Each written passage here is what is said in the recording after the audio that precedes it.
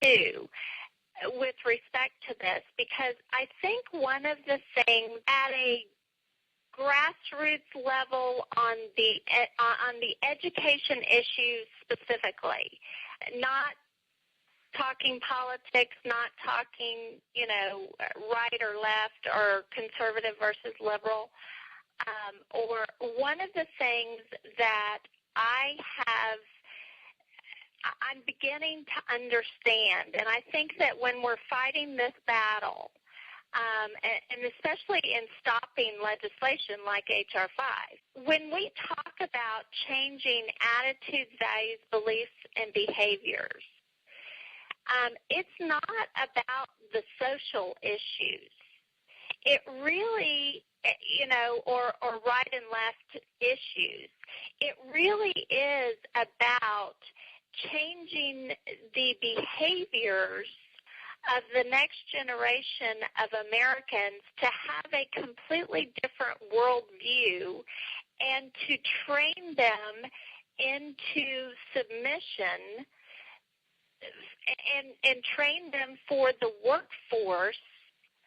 And when you look at the shift away from academics, reading, writing, math, and history, and testing knowledge on academics, to assessments and diagnostic assessments on competency and about the mental health and attitudes, values, beliefs, and worldviews, I don't care if you're a liberal mother or a conservative mother. I don't want someone else that I don't agree with having access to my child's mind. Am I off on that, Anita? You're actually right on target. Okay. You're right on target. Because Pennsylvania was a pilot in the affective domain for the NAEP, and this is basically the NAEP, the national assessment that's actually driving this whole agenda. And when I received, I freedom of information, my own complaint.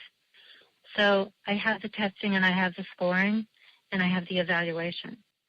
So when the criteria was set up for how to test citizenship, they were actually testing at what point the child would change their behavior. They were testing the threshold level of compliance. It was a psychological notion of threshold, and that's what they called it.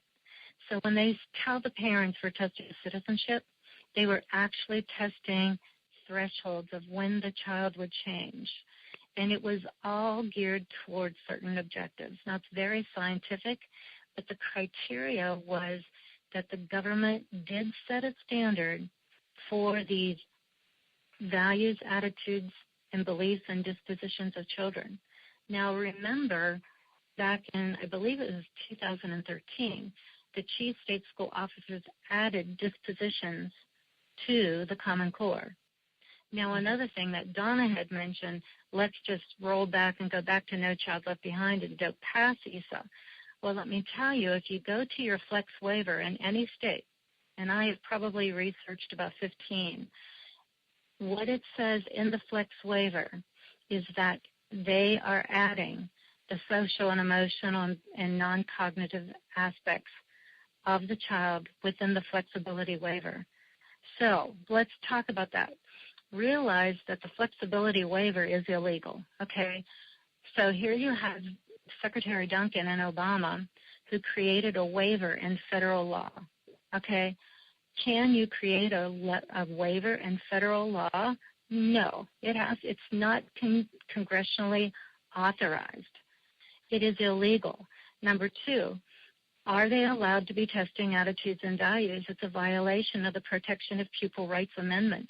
Okay, it's the law that I filed my federal complaint against. They cannot legally test attitudes, values, opinions, and beliefs of children. It's illegal without informed written parental consent.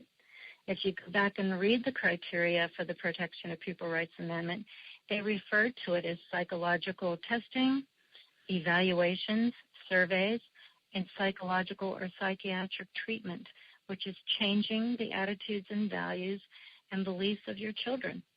So they're in violation of federal law right now. This is why we are telling people that you can Google this, the Parent Spring, Opt Out America, and it has the opt-out right in there and the criteria of why you would be able to opt out of any of these tests.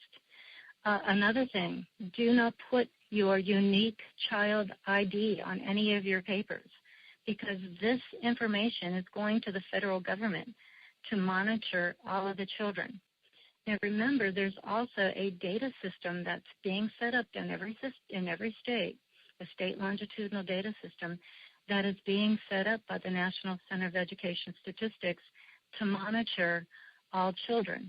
Now, when you read through this reauthorization, it sets up the National Center of Education Statistics and the IES to monitor all Title I children.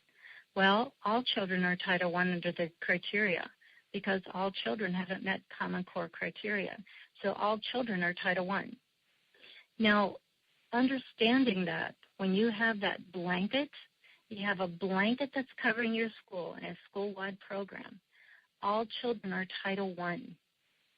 Now you've created a criteria where all children have, quote-unquote, disabilities.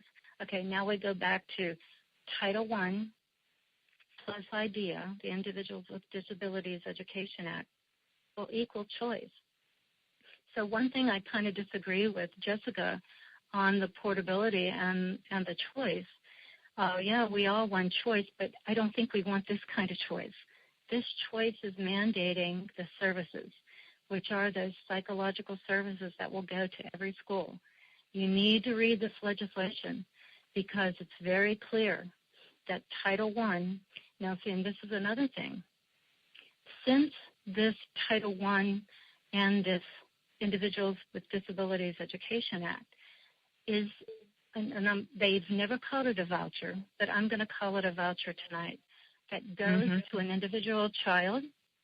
Okay, so this funding is in the backpack of your child. So no longer when this child goes into a private school, that school cannot discriminate on this child. So before, under Title I, a private school could say no to books or no to Title I services. But can a private school say no to a child? That's discrimination. This is how this is going to be done. You cannot discriminate a child going to another school. And choice, the direct student services, these individual student supports, the positive behavior intervention and supports, the multi-tiered system of supports, the response to intervention, all of those interventions are jam-packed in the Elementary and Secondary Education Act. That will go to every private school. It will go to every public school. It will go to every charter school. And the criteria goes to individual children. That's what Common Core was. Common Core was a power shift away from local control to the individual child. And